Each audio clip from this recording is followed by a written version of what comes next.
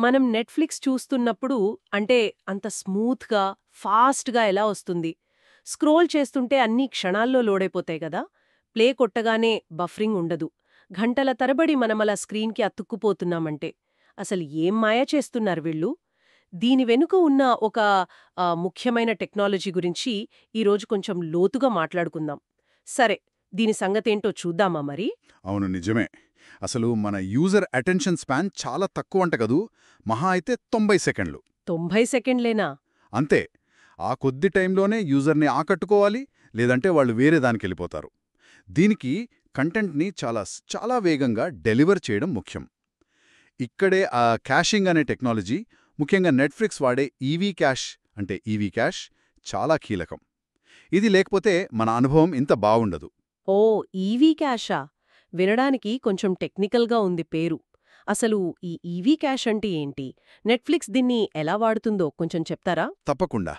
Cash అంటే సింపుల్‌గా చెప్పాలంటే ఆహ్, ఇప్పుడు మనకు తరచుగా కొన్ని వస్తువులు కావాలి అనుకోండి. వాటిని ప్రతిసారి స్టోర్ రూమ్‌లోకి వెళ్లి తెచ్చుకోకుండా దగ్గరలో అంటే వంటింట్లోనో, హాల్లోనో పెట్టుకుంటాం కదా! అవునవును. అలాగే తరచుగా అవసరమయ్యే డేటాని అసలు సోర్స్ అంటే డేటాబేస్ లాంటిది. అక్కడ్నించి ప్రతిసారి తెచ్చుకోకుండా దగ్గర్లో వేగంగా యాక్సెస్ అయ్యే చోట దాచుకోవడమే క్యాషింగ్. నెట్‌ఫ్లిక్స్ ఈ ఈవీ క్యాష్‌ని 4 ముఖ్యమైన విధాలుగా వాడుతుంది. మొదటిది చాలా common use case, look aside cache. Lookaside cash.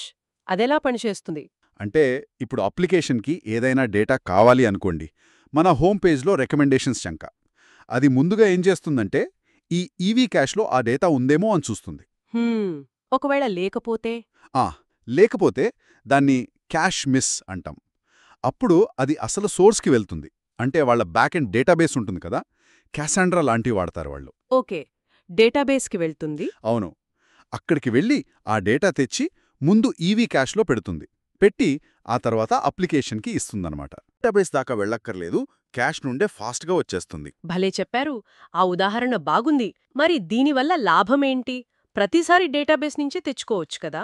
మంచి ప్రశ్న అడిగారు. దీనివల్ల ముఖ్యంగా 2 పెద్ద లాభాలున్నాయి. ఒకటి, వేగం పెరుగుతుంది. అంటే రెస్పాన్స్ టైం చాలా తగ్గుతుంది. దీన్నే టెక్నికల్‌గా రెడ్యూస్డ్ లాటెన్సీ అంటారు. హ్మ్. లాటెన్సీ తగ్గడం. రెండోది, డేటాబేస్ లాంటి అసలు సిస్టమ్స్ మీద లోడ్ అంటే భారం తగ్గుతుంది. అంటే ఒకేసారి లక్షల మంది యూజర్స్ వచ్చినా సిస్టమ్ తట్టుకోగలదు. దీన్నే స్కేలబిలిటీ అంటారు. మొత్తం మీద యూజర్ ఎక్స్పీరియన్స్ చాలా మెరుగవుతుంది.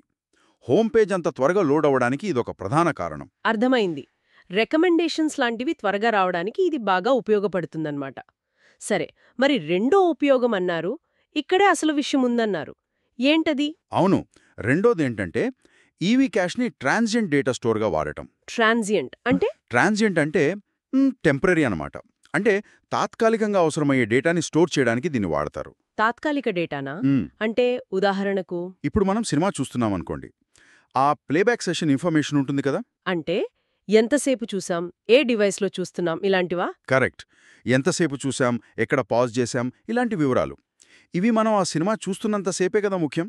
తర్వాత అంత అవసరం ఉండకపోవచ్చు. ఓహ్! అంటే నేను ఫోన్లో సినిమా చూస్తూ పాజ్ చేసి, తరువాత వెంటనే టీవీలో రెజ్యూమ్ చేస్తే, కరెక్ట్‌గా ఎక్కడ ఆపానో అక్కడ్నుంచే ప్లే అవుతుంది కదా! దాని వెనుక ఈ ఈవీ క్యాష్ ఉందంటారా? ఖచ్చితంగా. ఆ స్మూత్‌నెస్ వెనుక కథ ఇదే. ఈ టెంపరరీ డేటాని రియల్ టైమ్‌లో అప్డేట్ చేయడానికి, ఒక డివైస్‌లో ఆపి వేరే డివైస్‌లో మొదలుపెట్టినప్పుడు సీమ్‌లెస్‌గా ట్రాన్సిషన్ అవ్వడానికి ఇది చాలా చాలా ముఖ్యం. పైగా దీనికోసం ప్రత్యేకంగా పెద్ద డేటాబేస్‌లవి మెయింటైన్ చెయ్యక్కర్లేదు. తక్కువ ఖర్చుతో పనైపోతుంది. వావ్! ఇది నిజంగా చాలా ఇంట్రెస్టింగ్‌గా ఉంది. సరే, ఇక మూడోది అన్నారు కదా! అది ఇంకా ఇంట్రెస్టింగ్ అని చెప్పారు. అవును. మూడోది కొంచెం వినూత్నమైన పద్ధతి. కొన్నిసార్లు ఈవీ క్యాష్‌నే ప్రైమరీ స్టోర్‌గా వాడతారు. ఏంటి? ప్రైమరీ స్టోర్‌గానా? క్యాష్‌ని? అంటే డేటాబేస్ లాంటిది వేరే ఉండదా ఆ డేటాకి? ఉండదు. ఆ డేటాకి వేరే మాన్యుమెంట్ ఇల్లు ఉండదు. ఈవీ క్యాష్‌నే దాని అసవిల్లు అనమాట. మామూలుగా క్యాష్‌లు టెంపరరీ స్టోరేజ్‌గానే ఉంటాయి కదా! వాటిని ప్రైమరీగా వాడటం కొంచెం రిస్క్‌తో కూడుకున్న పని. ఎందుకంటే క్యాష్ డేటా ఎప్పుడైనా పోవచ్చు. రిస్కా? మరి నెట్‌ఫ్లిక్స్ ఎందుకలా చేస్తోంది? డేటా పోతే ఎలా? అక్కడే ఉంది అసలు విషయం. వాళ్ళేం చేస్తారంటే, ప్రతి యూజర్‌కి వాళ్ళ పర్సనలైజ్డ్ హోమ్ పేజ్ ఉంటుంది కదా! దాన్ని రాత్రికి రాత్రే కంప్యూట్ చేస్తారు. కంప్యూట్ చేస్తారా? అంటే? అంటే లెక్కగట్టి తయారుచేసి, ఆ రిజల్ట్స్ని నేరుగా ఈవీ క్యాష్లో పెట్టేస్తారు. అంటే మనం ఉదయం లాగిన్ అయినప్పుడు మన హోమ్ పేజ్ రికమెండేషన్స్ అన్నీ ఆల్రెడీ రెడీగా ఈవీ క్యాష్లో ఉంటాయి. ఓ, ముందే రెడీ చేసి పెడతారా? అంతే. ఇలా ముందే కంప్యూట్ చేసి క్యాష్లో పెట్టటం వల్ల యూజర్ లాగిన్ అవ్వగానే క్షణాల్లో హోమ్ పేజ్ కనిపిస్తుంది. ఎలాంటి ఆలస్యం ఉండదు. ఇక రిస్క్ అంటారా? నెట్ఫ్లిక్స్ వాళ్ళ యూజర్ హోమ్ పేజ్ డేటా ఎలాగూ ప్రతిరోజు మళ్ళీ రీజనరేట్ అవుతుంది. కాబట్టి అనుకోకుండా క్యాష్లో డేటా పోయినా నెక్స్ట్ రీజనరేట్ అయ్యే డేటా ఉంటుంది. సో వాళ్లకు ఈ అప్రోచ్ వల్ల వేగం, స్కేలబిలిటీ వస్తాయి. ఆ రిస్క్ని వాళ్ళు మేనేజ్ చేయగలరు. ఇది వాళ్ళ స్పెసిఫిక్ అవసరాలకు తగ్గట్టు చేసుకున్న ఒక తెలివైన ట్రేడ్ ఆఫ్ అన్నమాట. కోట్లాది మంది యూజర్స్కి పర్సనలైజ్డ్ పేజెస్ని వేగంగా ఇవ్వడానికి ఇది చాలా స్కేలబుల్ సొల్యూషన్. అద్భుతం. చాలా తెలివిగా ఆలోచించారు నిజంగా. సరే, ఇక చివరిగా నాలుగోది. చివరిది నాలుగోలొచ్చి హై వాల్యూమ్ డేటా. అంటే చాలా చాలా తరచుగా యాక్సెస్ అయ్యే డేటా. హై వాల్యూమ్ డేటా అంటే? ఉదాహరణకు యూఐ స్ట్రింగ్స్. అంటే మనకు యాప్లో కనిపించే పేర్లు, డిస్క్రిప్షన్స్, మెనూలోని టెక్స్ట్ లాంటివి. అలాగే వాటికి వేర్వేరు భాషల్లో ఉండే ట్రాన్స్లేషన్స్. ఇలాంటివి రోజుకి కోట్లాదిసార్లు యాక్సెస్ అవుతాయి. అవును కదా. వీటిని కూడా ఈవీ క్యాష్లోనే ఉంచుతారు. దీనివల్ల ఉపయోగమేంటి? దీనివల్ల ప్రపంచవ్యాప్తంగా ఉన్న యూజర్స్ అందరికీ వాళ్ళ భాషల్లో ఈ యూఐ ఎలిమెంట్స్ చాలా వేగంగా, నమ్మకంగా కనిపిస్తాయి. ఊరికే డేటాబేస్కి వెళ్లి తెచ్చుకునే పని ఉండదు.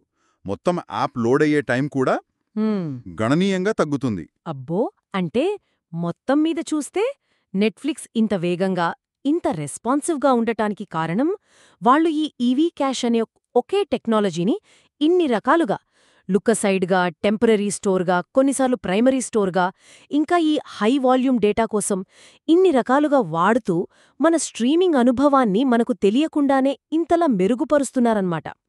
అందుకే అంత స్మూత్గా ఉంది. ఖచ్చితంగా. మనం కేవలం ప్లే బటన్ నొక్కుతాం అంతే. కాని తెర వెనుక ఇదంతే జరుగుతుంది. ఇది ఆలోచిస్తే ఒక ఆసక్తికరమైన ప్రశ్న వస్తుంది కదా. ఇలాంటి తెలివైన క్యాషింగ్ పద్ధతులు కేవలం నెట్ఫ్లిక్స్ లాంటి పెద్ద టెక్ కంపెనీలే వాడుతున్నాయా? లేక మనం రోజూ వాడే చిన్న చిన్న యాప్స్, వెబ్సైట్స్ వెనక కూడా ఇలాంటివి మనకు తెలియకుండా పనిచేస్తూ మన అనుభవాన్ని మెరుగుపరుస్తూ ఉండొచ్చా? ఏమంటారు? దీని గురించి కాస్త ఆలోచించండి.